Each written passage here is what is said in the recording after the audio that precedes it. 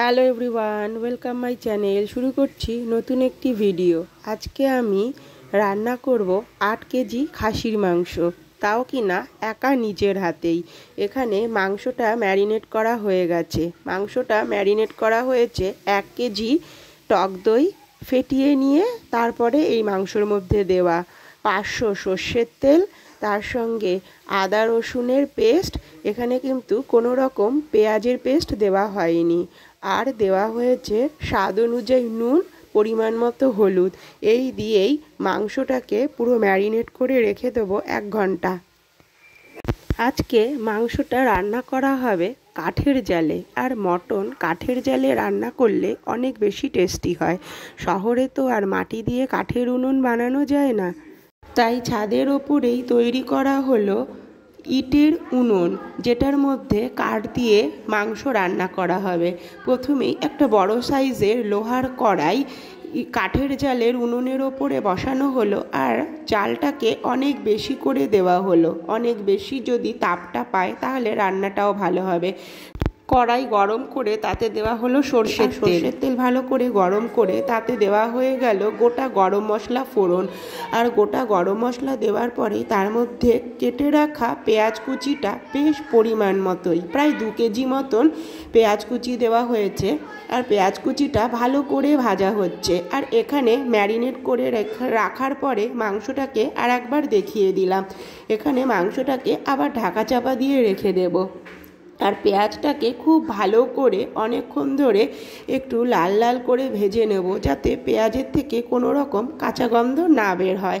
সেই জন্যই পেঁয়াজটাকে কড়া করে ভেজে নেওয়া হচ্ছে। আর এই পেঁয়াজ ভাজতে ভাজতেই এর মধ্যে দিয়ে দেওয়া হবে পরিমাণ মতো আদা রসুনের পেস্ট।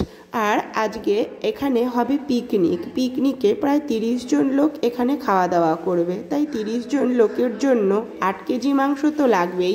সেই জন্যই রান্না হচ্ছে 8 কেজি খাসির মাংস। পেঁয়াজ আদার পেস্টটাই এখানে আদা রসুনের পেস্টটাও দেওয়া হয়ে গেল। পেঁয়াজের সঙ্গেই ভালো করে কষিয়ে নেওয়া হবে। তার সাথে দেওয়া হয়ে গেল টমেটো কুচি। টমেটোর কুচিটাকেও এর মধ্যে দেওয়া হয়ে গেল। আর টমেটো কুচি দিলে এর কালারটা অনেক বেশি ভালো হবে। এই পেঁয়াজের সঙ্গে টমেটো আর আদা রসুনের পেস্টটা দিয়ে খুব ভালো করে কষিয়ে নেওয়া হচ্ছে। কষাতে কষাতে যতক্ষণ না তেল ছাড়বে ততক্ষণ খুব ভালো করে কষিয়ে নিচ্ছি। আর এখানে আলুটাকে আগে থেকেই ভেজে তুলে রাখা হয়েছে। এখানে মাংসর ঝোলটা কিন্তু আলু দিয়েই করা হবে, আর আলু দিয়ে পাতলা ঝোল অনেক বেশি টেস্টি লাগে। সেই জন্য ঝোলটা আলু দিয়েই করা হবে। মশলাটা খুব ভালো করে কষানোর পরেই এর মধ্যে ম্যারিনেট করা মাংসগুলো অল্প অল্প করে দিয়ে দেওয়া হচ্ছে, কারণ এতটা মাংস একবারে তুলে দেওয়াটা অনেক প্রবলেম।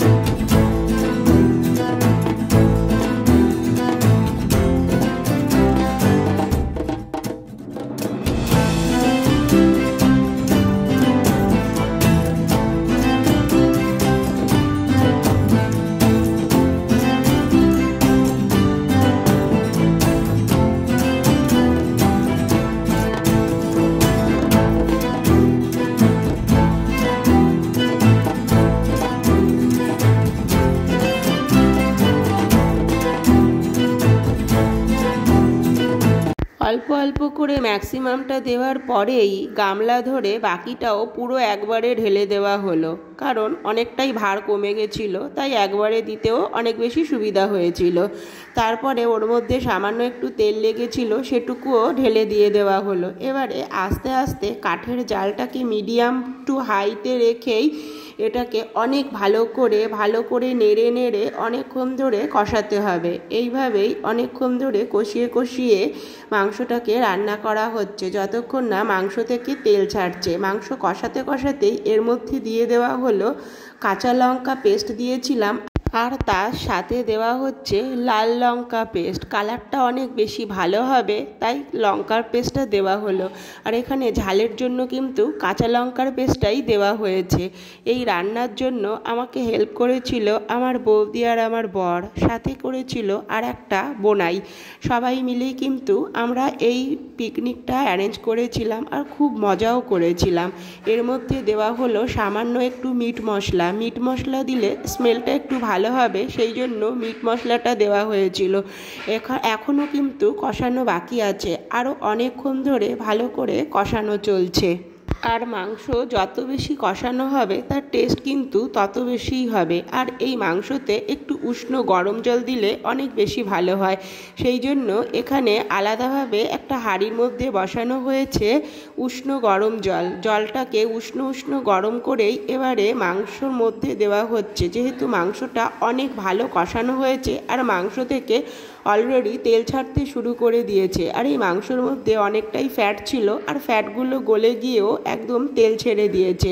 এর মধ্যে প্রথমে অর্ধেকটা পরিমাণে জল দেওয়া হলো। এখন জলটাকে দিয়ে দেখা হচ্ছে যে জলটা অনেকটাই কমে গেছে, কারণ এখনও মাংস সেদ্ধ হতে অনেক বেশি জল লাগবে। সেই জন্য আরও অর্ধেকটা জল এর মধ্যে ঢেলে দেওয়া হলো।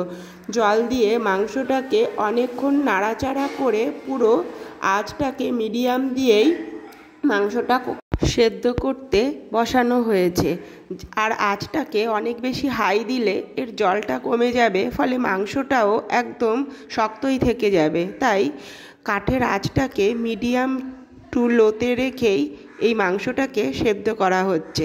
মাংস সেদ্ধ হয়েও ঝোলটা কিন্তু অনেকটাই কমে এসেছে। আর একটু চেক করা হলো যে নুনটা ঠিক আছে কিনা। নুন ঝাল সব কিছুই পরিমাণ মতো হয়েছে। এবারে নামাতে হবে, সেই জন্য নামানোর আগে এর মধ্যে দিয়ে দেওয়া হচ্ছে পরিমাণ মতো গরম মশলা গুঁড়ো। আর গরম মশলা গুঁড়ো দিয়ে একটু নাড়াচাড়া করে ফুটিয়ে নিয়েই মাংসটাকে নামিয়ে নেওয়া হবে। তৈরি হয়ে গেছে অসাধারণ টেস্টের মটন কষা। যদি ভিডিওটি ভালো লেগে থাকে অবশ্যই লাইক, কমেন্ট, শেয়ার আর সাবস্ক্রাইব করো। দেখা হবে আবার next video. Take care, bye bye, thank you.